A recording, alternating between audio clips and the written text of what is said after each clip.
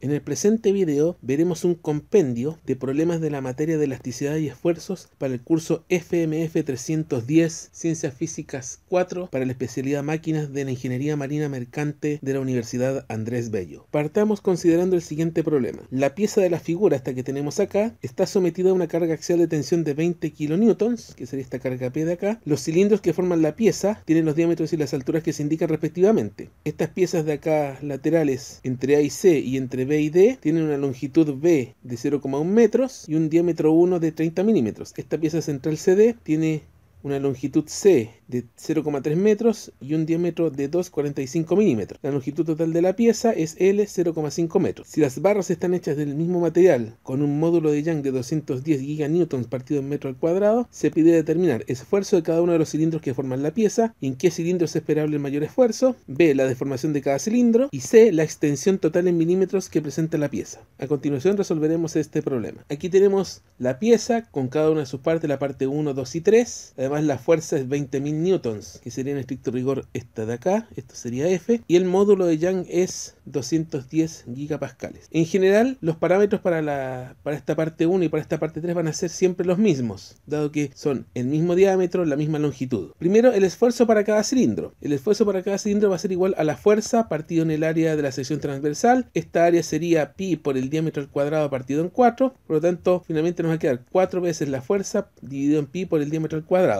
Al calcular los cilindros 1 y 3, nos va a quedar que el esfuerzo va a ser 4 por 20.000 newtons dividido en pi por 0,03 al cuadrado metros cuadrados. Al calcular nos va a dar 2,83 por 10 a las 7 pascales. En tanto que para la porción central 2, con un diámetro de 45 milímetros o 0,045 metros, al hacer el reemplazo y calcular nos va a dar 1,26 por 10 a las 7 pascales. Por lo tanto, el mayor esfuerzo va a estar claramente en los cilindros 1 y 3, que tienen menor diámetro. Como el diámetro divide, a menor diámetro, mayor esfuerzo. Por otra parte, teniendo el esfuerzo, podemos calcular la deformación de cada cilindro, deformación epsilon, que sería igual al esfuerzo sigma dividido al módulo de Young Y.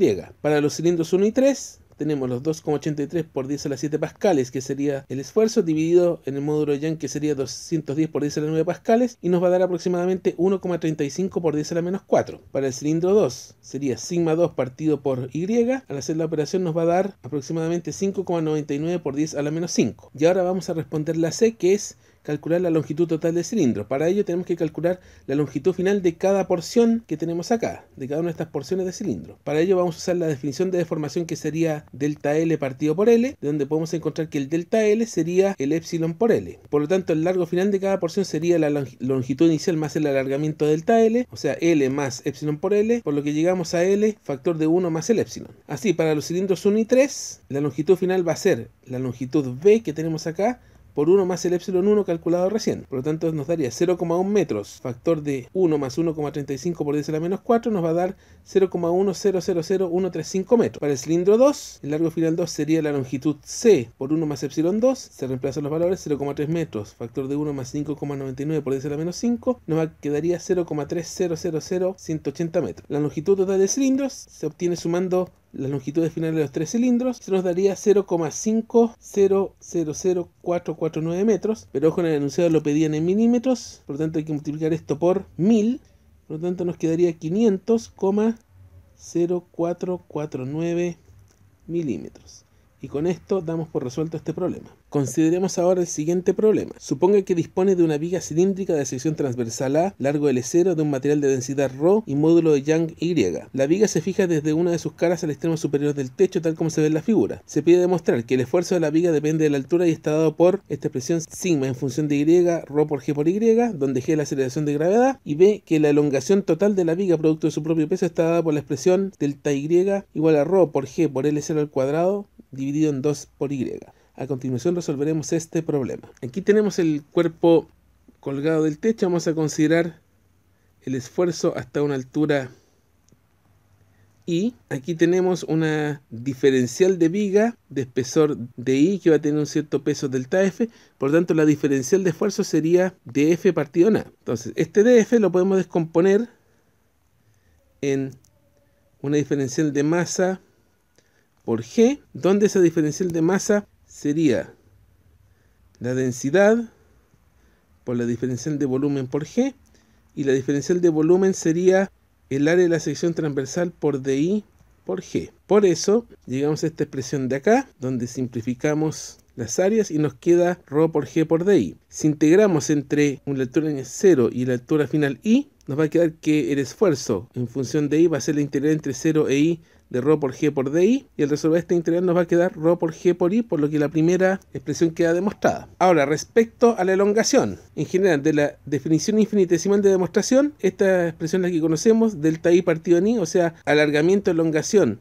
dividido por el largo inicial, que esto en términos infinitesimales se puede expresar como un d delta I en delta I. Y esto por definición es igual al sigma al esfuerzo dividido por el módulo de Young. Despejando nos queda d delta I, que va a ser igual a sigma por dividido en módulo de Young por DI. Y aquí vamos a reemplazar ρ por G por I que tenemos anteriormente. Al alargarlo un poco nos queda ρ por G partido en módulo de Young por I por DI. Y esto finalmente se integra entre 0 y L0, que es lo que vamos a ver acá. La integral entre 0 y L0 de ρ por G por Y por I por DI. Se saca lo constante afuera. Aquí nos queda una integral de I al cuadrado medios entre 0 y L0.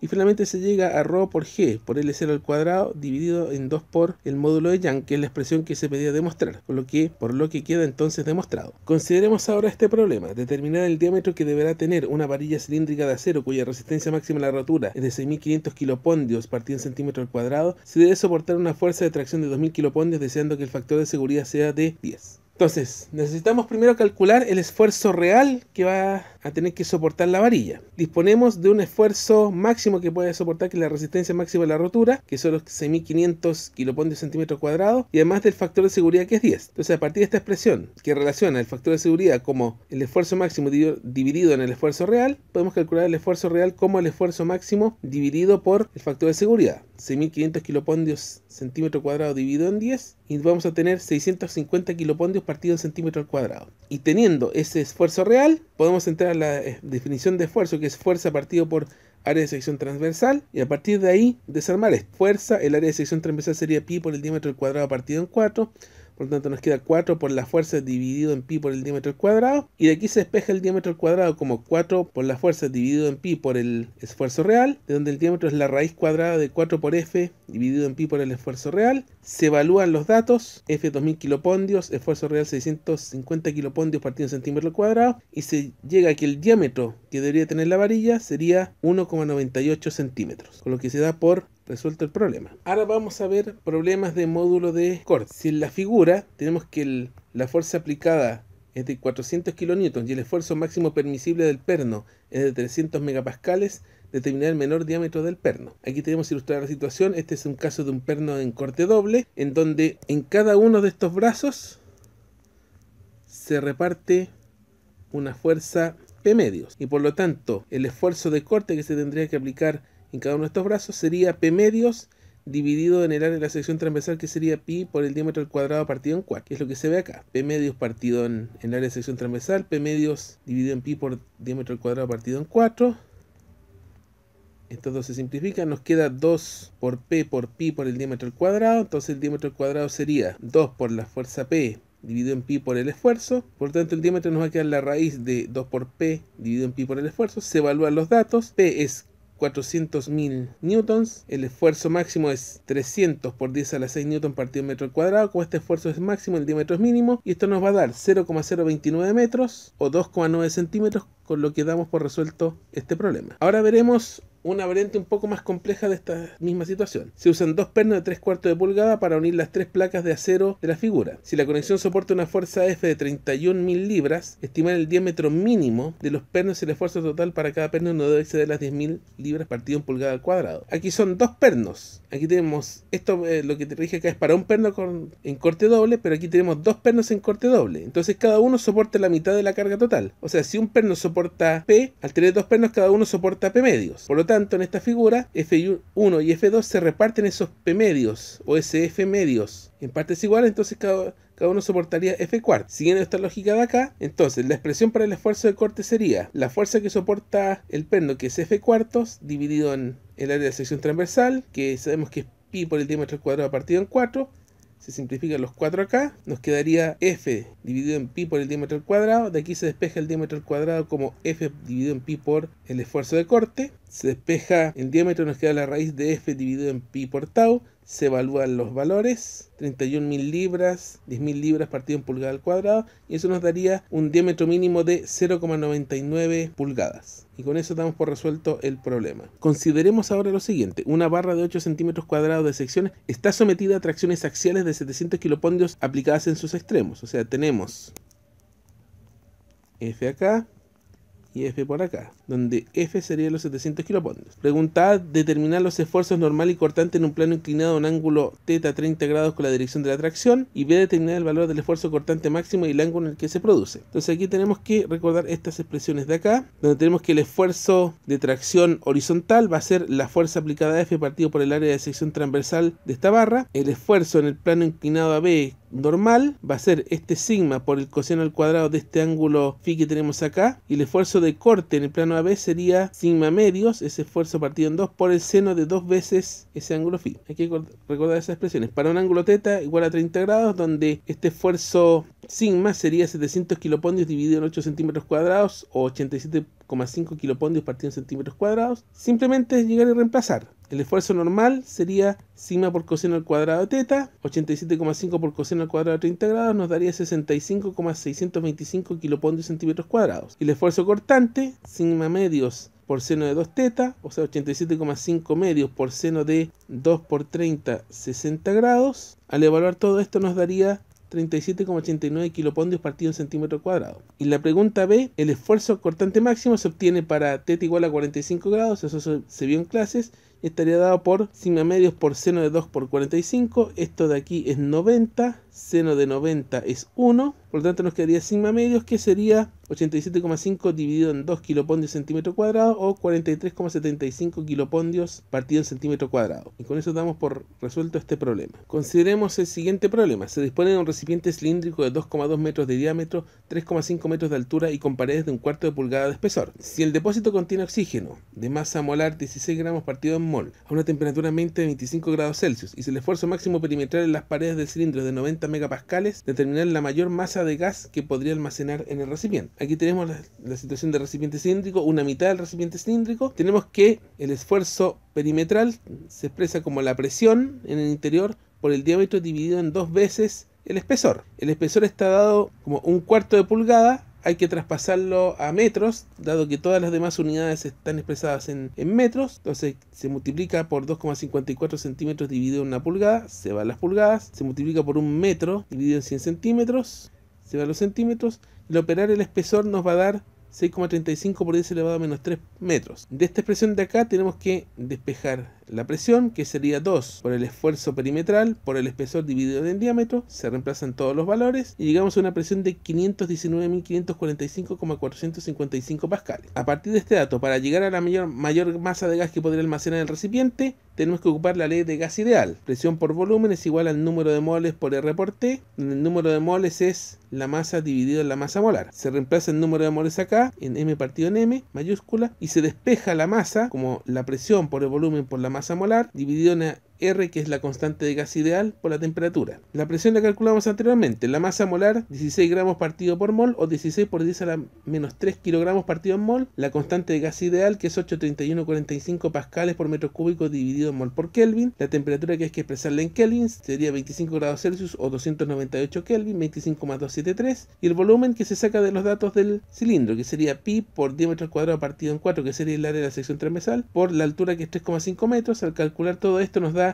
13,30 metros cúbicos. Se reemplazan los datos, vemos de que los pascales se dan con pascales, los moles con moles, Kelvin con Kelvin, no se alcanza a escribir bien, pero el mol por Kelvin esto se tendría que simplificar, los metros cúbicos con metros cúbicos, y nos quedarían los kilogramos. Y al operar todo nos va a dar finalmente 44,64 kilogramos, que sería la respuesta correcta. Consideremos ahora el siguiente problema: un depósito esférico de gas, como el que tenemos acá, de 30 pies de diámetros, que contiene oxígeno 48 libras dividido en pulgada al cuadrado, y se nos pide estimar el esfuerzo en las paredes del depósito si el espesor de estas es de 3/8 de pulgada. Aquí tenemos que el esfuerzo de las paredes del depósito esférico estaría dado por la presión por el diámetro dividido en 4 veces el espesor. Aquí hay que reemplazar directamente nada más. Tenemos los datos, la presión 48 libras dividido en pulgada al cuadrado, el espesor 3/8 de pulgada, el diámetro lo dan en pies, por lo tanto para hacer el cálculo necesitamos pasarlo a pulgada, por lo tanto se hace la conversión de unidades respectivas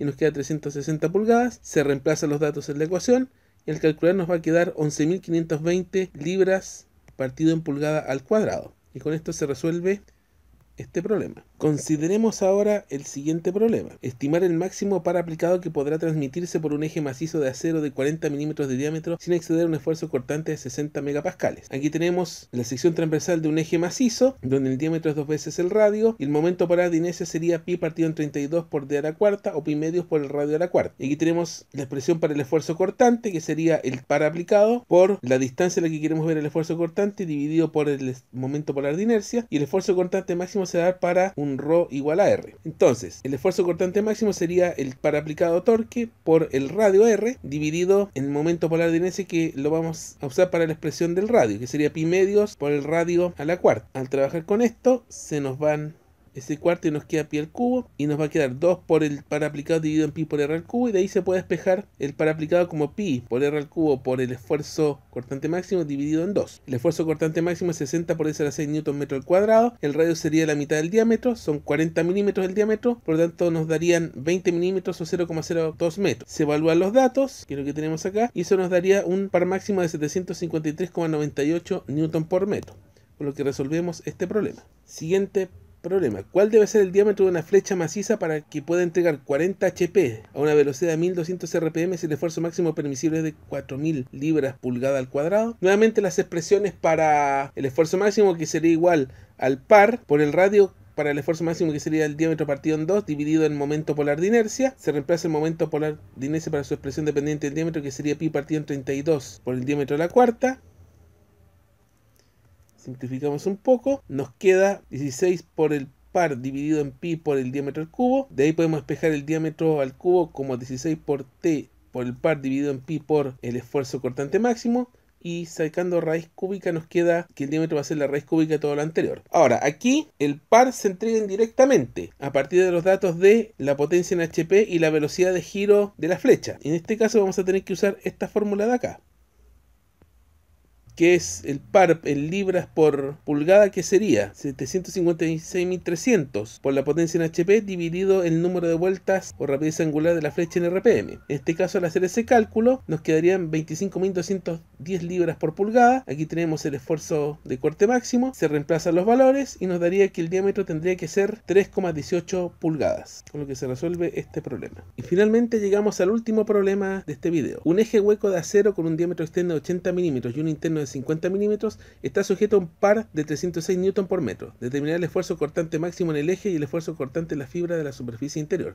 Ahí tenemos ilustrada la sección transversal de una flecha o eje hueco con un diámetro exterior de mayúscula y un interior de minúscula. Aquí tenemos las expresiones para el momento polar de inercia, tanto dependiente de los diámetros como dependiente de los radios, y la expresión para el esfuerzo cortante, que es la misma que para el caso macizo. Tengo el par aplicado, que es 306 newton por metro. Podemos calcular directamente con los datos el momento polar de inercia, que sería pi partido en 32 por el diámetro externo 80 milímetros o 0,08 metros al cuadrado menos 0,05 al cuadrado, que sería el diámetro interior. Nos queda aproximadamente 3,408 por 10 a la menos 6 metros a la cuarta. Y con estos datos podemos calcular los esfuerzos cortantes. Primero el caso máximo, que sería cuando el radio que vamos a considerar es igual al radio exterior, que sería, si el diámetro externo es 80 milímetros, el radio exterior es 40 milímetros o 0,04 metros. Evaluamos los datos, 306 newton por metro por 0,04 metros dividido por el momento polar de inercia, y nos da 3,59 por 10 a la 6 pascales. Y se nos pregunta el esfuerzo cortante en la fibra de la superficie interior, que sería el caso de un radio igual a 25 milímetros, porque